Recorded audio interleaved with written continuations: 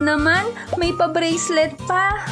Ang ganda po nitong bracelet na bigay niyo, Master Egg. Maraming salamat po. Maitry nga tong bracelet na to. Wow! Ang galing! Napunta nga sa bracelet. Wow, ang astig naman ito. Kung dito nila lalagay yung mga personal ng gamit, meaning ba nito pati yung kanilang mga...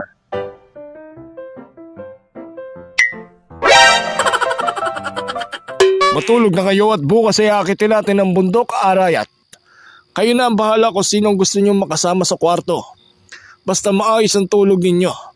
Dahil siguradong mapapagod kayo bukas.